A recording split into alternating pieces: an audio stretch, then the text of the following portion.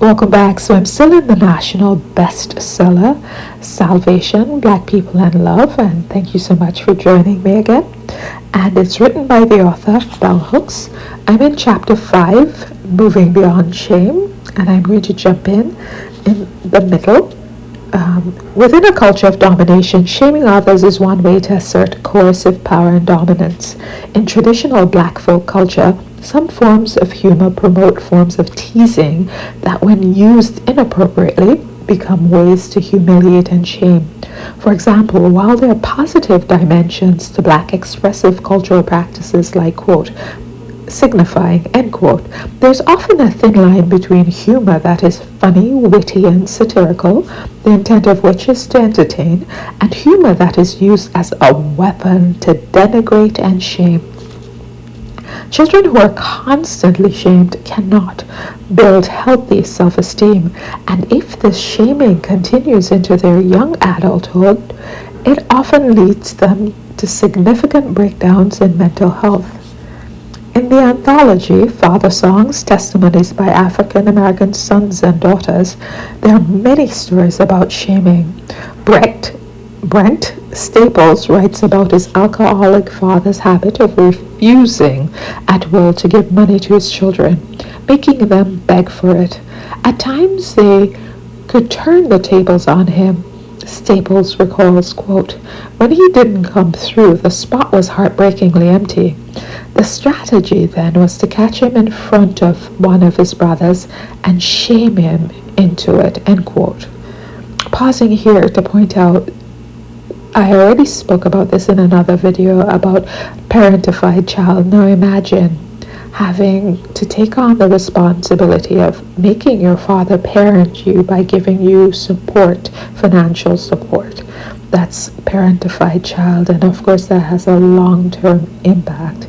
Yes, alcoholism, drug addiction, those are diseases, but it doesn't hurt less because we know they're diseases. Children are damaged, and the damage lasts for a long time, and they have to work on themselves for a long time. Jumping back in.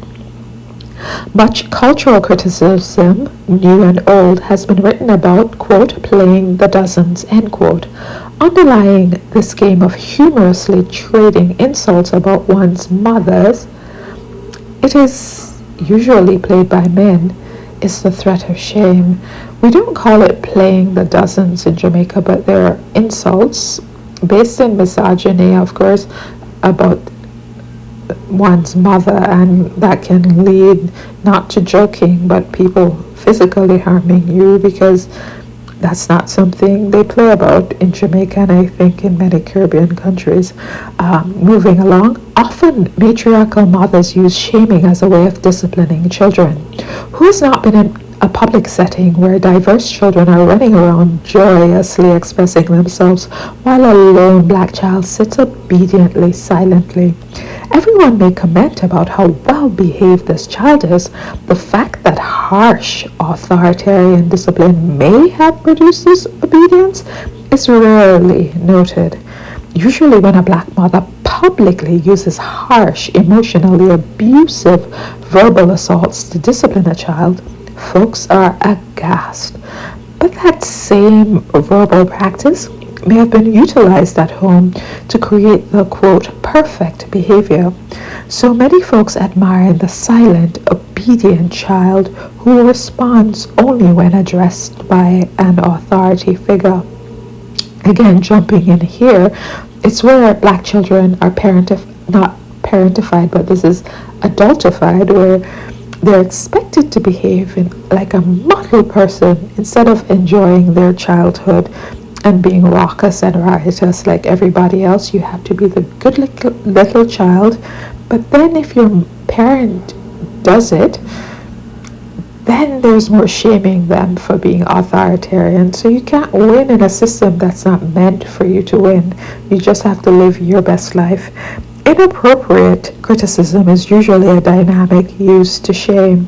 So the shaming of the mother for creating the behavior that the society requires is inappropriate criticism. All such practices undermine our capacity to create and or sustain self-esteem. So the mother feels bad about her parenting. She'll then take it out on the child. The child will feel bad about self, and it keeps on going. Ironically and sadly, in many black households where parents are adamantly anti-racist, regimes of discipline and punishment exist that mirror those utilized by white supremacists to subordinate black people. Some of those practices are physical abuse, verbal aggression, shaming, and withholding of recognition, which may include a refusal to give praise or show affection. We are notorious in Jamaica for knowing about this refusal to show praise. It's like growing up, maybe not so much in my house, but maybe I built that in myself. Like if you got 93, you'd worry about the 7 points, because praise can only come from perfection. And of course, that's deep in slavery, where you think your worth is predicated on whatever you produce. But yeah, not. And I find myself sometimes with that, not easy to praise. And that's something I work on. I still will not give unearned praise to people, but I think there's something so beautiful of recognizing a person, right? She said respect was seeing a person and seeing their excellence, even their humanity, even just their being. So that's something I work on in myself. Continuing, verbal assault is so common in American families of all races as is to be considered simply normal. Whether it has been normalized or not, we know that it has harmful consequences. In my book on Black women and self-recovery, Sisters of the Yam, I talk about how much we show love by the way we communicate with one another, that we need to speak warmly and tenderly to one another. Mean-spirited, aggressive speech wounds. Lots of mothers responded positively to this section of the book, testifying that it was all too easy to forget that harsh words can wound and break the spirit. Now, first I'm going to recognize that culturally, even Jamaicans, we speak loudly.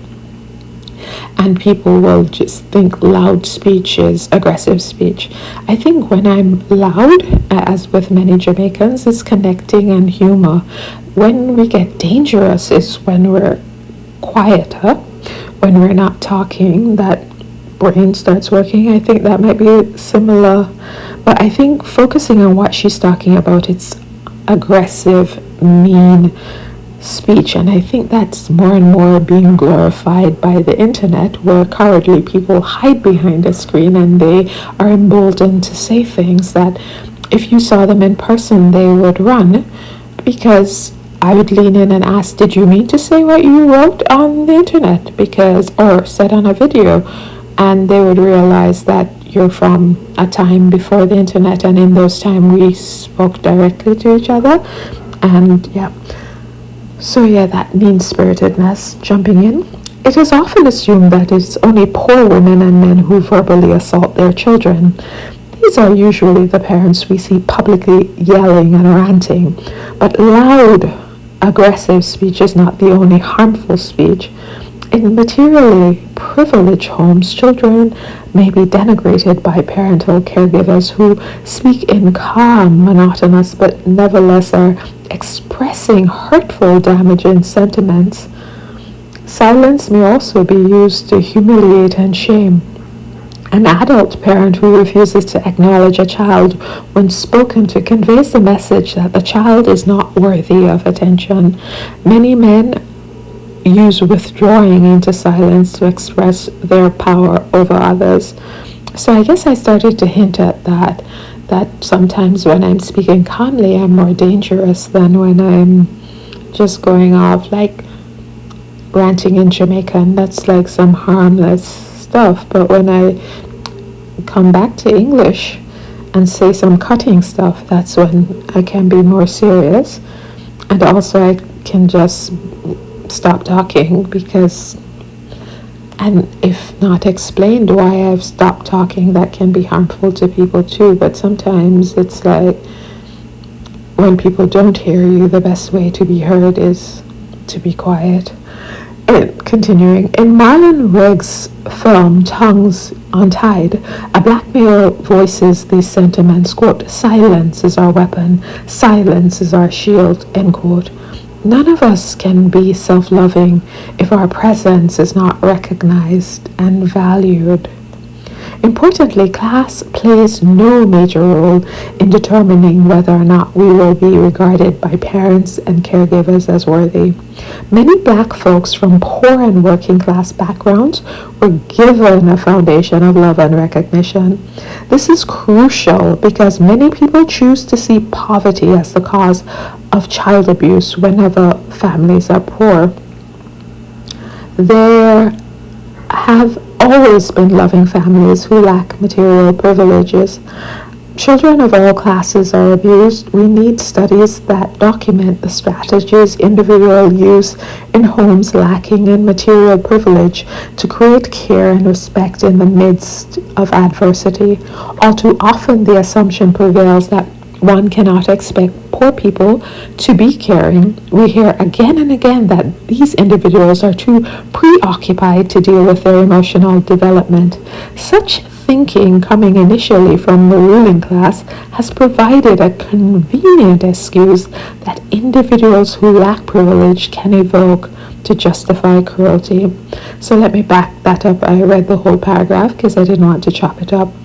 First, we've gotten research that shows that we used to falsely equate poverty to abuse, and poverty is often by the child welfare system, and I've been a part of that, was implicated as a lot of times when they were saying people were being neglectful, they were actually just poor and not having resources.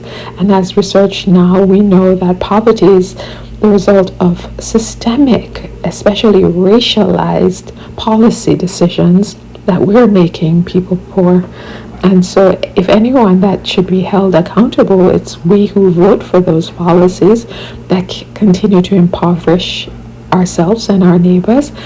And poverty is a government problem, so we need to have better people who think people should have living wages, that people should have housing and universal health care. And yes, some people who are abusive want to hide behind poverty, but we've always, as she's saying, had people who loved, they just love, whether they're poor or not, people who want to love. While it's true that as drug addiction becomes more commonplace in the homes of the poor, it creates circumstances that destroy care. Still, substance abuse and its dysfunction are the problem, not poverty. Since so many black families are poor and working class, it is more important for us to acknowledge and show how lacks in material privilege need not lead to emotional lacks. I know of no recent work that looks at how poor and working class families create loving environments, while supremacist mainstream culture has always been and will always be primarily concerned with highlighting what does not work in black families.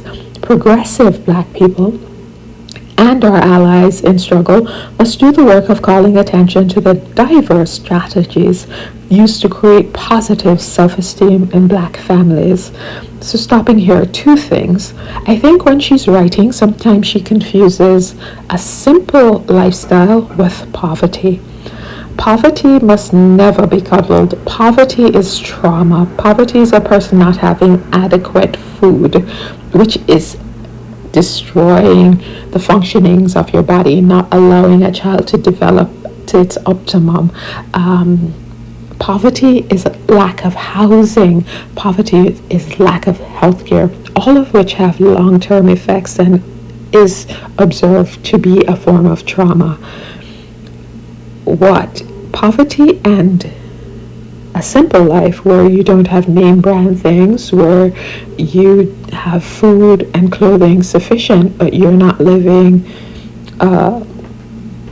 this big fancy life. Now that is, that doesn't hurt anyone, but I just want us to see the difference there.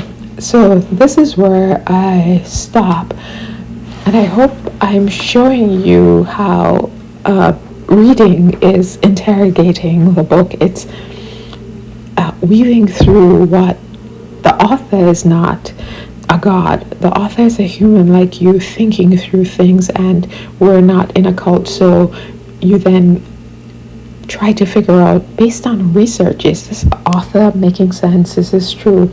Do I agree with everything? And but whether or not you agree, when an author provokes you to speak back or stuns you into silence, they're doing something good, because thinking is always good. So tell me what you thought. Thanks so much for listening.